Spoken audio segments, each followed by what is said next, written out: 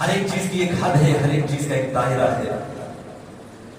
سب سے زیادہ صحابہ میں نبی سے عشق کرنے والے کا نام ابو بکر صدیق، عمر فاروق، عثمان، مولا علی، بڑے بڑے جلیل قدر صحابہ جو آقا پہ جان نثاری کرنے والے، ابو طلحہ، حضرت زبیر، سعد بن ابی وقاص، عبد الرحمن بن عوف، حضرت ابو عبیدہ بن جراح، بلال حبشی، صہیب رومی، یہ بڑے بڑے جلیل قدر صحابہ جو نبی کے اوپر ہمیشہ اپنی جانیں قربان کرنے تیار رہتے۔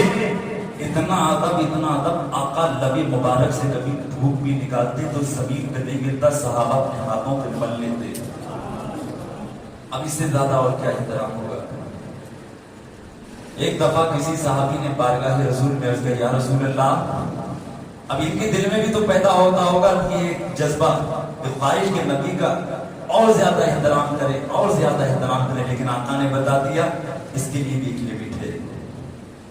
ان کے دلوں میں بھی جذبات پیدا ہوتے تھے نبی کا اور زیادہ احترام کریں۔ ایک صحابی نے عرض کیا، یا رسول اللہ، جیسے اوروں کو سلام کرتے ہیں ویسا ہی سلام آپ کو کرتے ہیں، ہمارا دل چاہتا ہے اس سے آگے بڑھ کے آپ کی بارگاہ میں سجدہ کرنے لگے۔ کیا کہا؟ سجدہ کرنے لگے۔ تفسیر در منصور کے اندر لکھا ہے کہ صحابی نے جب عرض کیا تو آقا علیہ السلام نے فرمایا، نہیں، میں اپنے آگے تمہیں سجدہ کرنے کی اجازت نہیں دیتا، بس میں اللہ کا نبی ہوں، میرا احترام کرو، لیکن اللہ پاک نے میری دین میں، میری شریعت میں سجدے کو جائز نہیں رکھا ہے۔ آقا نے بتا دیا، نہیں میرے صحابہ، میری عزت کرتے ہو، احترام کرتے ہو، اس کا دائرہ یہی ہے، میں تمہیں اپنے آگے سجدہ کرنے کی اجازت۔ تو کیا عقیدہ بنا نبی کے آگے بھی سجدہ؟ اب جو سب سے سوپر ہیں، سب سے اوپر ہیں، انہیں سجدہ نہیں مخلوق میں، تو ہم اپنے پیر کے لیے کر سکتے ہیں؟ ارے بولیے ذرا، لبوں کو کھولیے، نہیں کر سکتے۔ نہ کسی مزار پہ سجدہ، نہ کسی دربار میں سجدہ۔ بات سمجھ میں آ رہی ہے آپ کے؟ فتاوی عالمگیر شریف کے اندر لکھا ہے، من سجد للسلطان علی وجہ تحیتی، جس نے کسی بادشاہ کو تعظیم کی نیت سے سجدہ کیا، لا یکفر ولکن یاسم، کافر تو نہیں ہوگا لیکن بہت بڑا گناہگار ہوگا۔ کافر تو نہیں ہوگا کیونکہ یہ عبادت کی نیت سے نہیں کر رہا ہے، کس نیت سے سجدہ کر رہا ہے؟ تعظیم کی نیت سے۔ اور فقہا نے فرمایا تعظیم کی نیت سے جو سجدہ کیا جائے وہ حرام، تو اس نے حرام کام کیا، کفر نہیں کیا۔ آگے فتاوی عالمگیر کے اندر لکھا ہے، وَإِن سَجَدَ لِسُلْطَانٍ بِنِيَّةِ الْعِبَادَةِ فَقَدْ كَفَرَ، اگر اس نے کسی بادشاہ کا سجدہ عبادت کی نیت سے کر دیا تو فقہا نے کہا فقط کفر، اب کوئی گنجائش نہیں، اب تو یہ کافر ہو گیا۔ اب یہ ترمذی شریف کی حدیث سے آقا علیہ السلام فرماتے ہیں، ابو ہریرہ اس کے راوی، آقا فرماتے ہیں، لوگوں یاد رکھو، اگر میں کسی کو اجازت دیتا، لو کنت آمر احدا، اگر کسی کو حکم دیتا کہ وہ کسی کے لیے سجدہ کرے، ان یسجد لاحد، کسی کے لیے سجدہ کرے، لا امرت المرأة ان تسجد لزوجها، تو میں عورت کو حکم دیتا کہ وہ اپنے شوہر کو سجدہ کرے، لیکن نہیں، میں کسی کو کسی کا سجدہ کرنے کا حکم، یعنی اب کسی کو کسی کا سجدہ کرنے کی اجازت نہیں۔ ایک عورت پر سب سے بڑا حق اس کے شوہر کا ہوتا ہے، اس کے ماں باپ سے بھی زیادہ، شادی کے بعد ہر ایک رشتہ دار سے زیادہ سب سے بڑا حق ایک بیوی کے اوپر اس کا شوہر کا ہے۔ ایک بیوی کے دل میں خواہش پیدا ہوئی اپنے شوہر کو سجدہ کروں، تو کیا بتاؤ دین اجازت دے گا؟ نہیں دے گا، کیونکہ نبی نے منع کر دیا۔ اس لیے کوئی بیوی اپنے شوہر کو سجدہ، اس لیے کہ ہماری خواہش نہیں چلے گی، جب تک ہماری خواہش نبی کے دین کے تابع نہیں ہوگی تب تک ہم مومن و مسلمان نہیں ہو سکتے۔ ایک بیٹا باپ سے بہت پیار کرتا ہے، چاہتا ہے کہ میرے باپ نے مجھے یہ بنایا، وہ بنایا، یہ دیا، وہ دیا، تو کیوں نہ آگے بڑھ کے باپ کے لیے سجدہ شروع کر دوں؟ بتاؤ شریعت اجازت دے گی؟ نہیں۔ یہ خواہش ہوگی تمہاری، چاہت ہوگی تمہاری، لیکن نبی کا دین اس کی اجازت نہیں دیتا۔ جب تک اپنی خواہش ہو نبی کے دین کے تابع نہیں کرو گے تب تک تمہارا دین مکمل نہیں ہوگا۔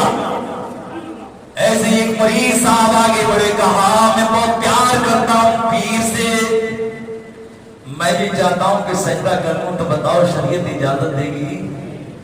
نہیں دے گی۔ اگر وہ سجدہ کرے گا تعظیم کا تو کیا ہو جائے گا؟ گناہگار۔ اور معاذ اللہ کو عبادت کی نیت سے کر بیٹھے کہ میرے پیر صاحب میرے خدا ہیں، معاذ اللہ، बोलिए मां अल्लाह। कोई इस नियत से कर बैठे तो क्या हो जाएगा?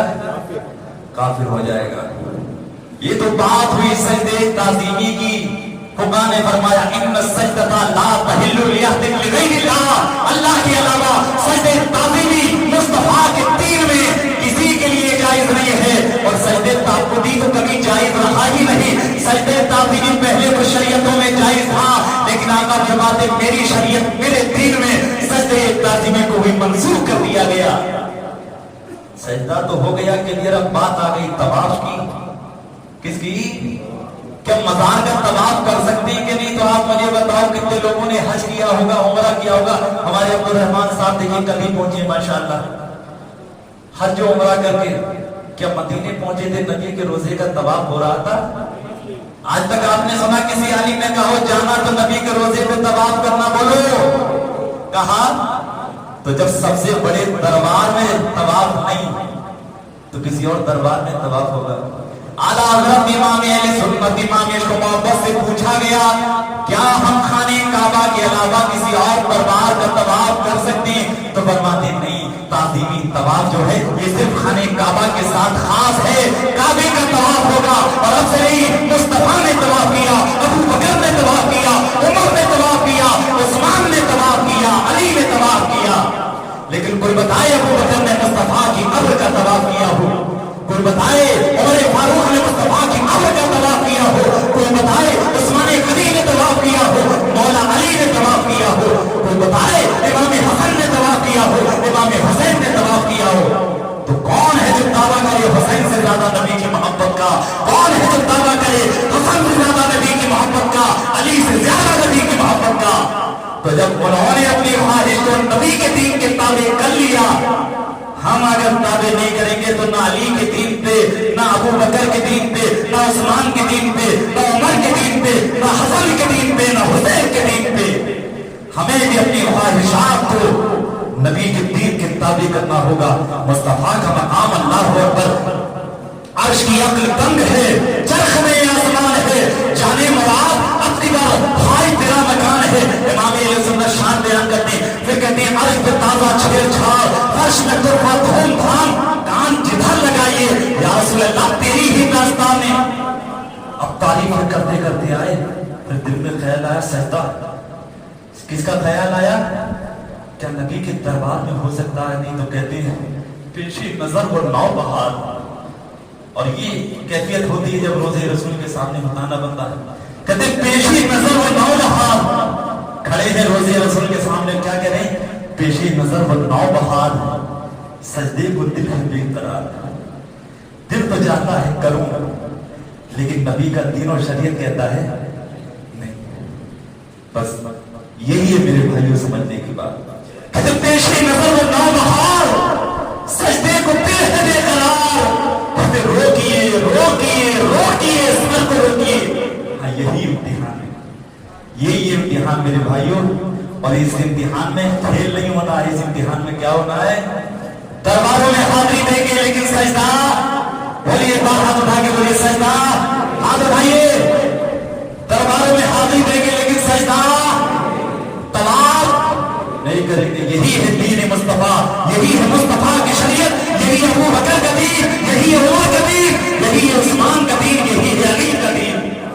खुदा ने फरमाया इन्न सजदा ला तहिल्लु लिगैरिल्लाह, सजदे ताज़ीमी दीन मुस्तफा में अल्लाह के सिवा किसी के लिए नहीं। न किसी सुल्तान के यहाँ, न किसी अमीर के यहाँ, न किसी वजीर के यहाँ। बादशाहों ने सजदे कराए, बुलाया गया उस वक्त के मुजद्दिद को, कहा सजदा कर लो तुम्हें भी इनाम मिल जाएगा। तो मुजद्दिद फैसानी तो वक्त का मुजद्दिद था, दीन का रहबर था, मुहाफिज। कहा जान तो जा सकती है लेकिन किसी का सजदा नहीं होगा। एक दीवार बनाई गई छोटी सी, कम से कम बादशाह के दरबार का वकार तो महफूज रहे। कहा बादशाह सलामत ने बुलाया है, चलो दरबार में मुजद्दिद फैसानी गए, देखा छोटी सी मौली बनी है, फौरन समझ गए बादशाह के मंसूबे को, आगे बढ़े, पहले टांगे डाली, उसके बाद खड़े हो गए। कहा बादशाह तेरा सजदा दूसरे करते होंगे, मुस्तफा के दीन पे चलने वाला जान तो दे सकता हूं, किसी के आगे सजदा नहीं कर सकता। वो मिल्लत का मुहाफिज हजरत मुजद्दिद روحانی جیسے رہبر الرحماء کی پیروی کرنے والے ہم ہیں مسلمانوں. آپ کے ہمارے اوپر الزام کہ ہم سجدہ کرتے ہیں، کہہ دو یہ الزام جھوٹا ہے. نہیں، سنی کبھی سجدہ، سنی مزاروں کا طواف نہیں کرتا. یہی اہل سنت کا متفق عقیدہ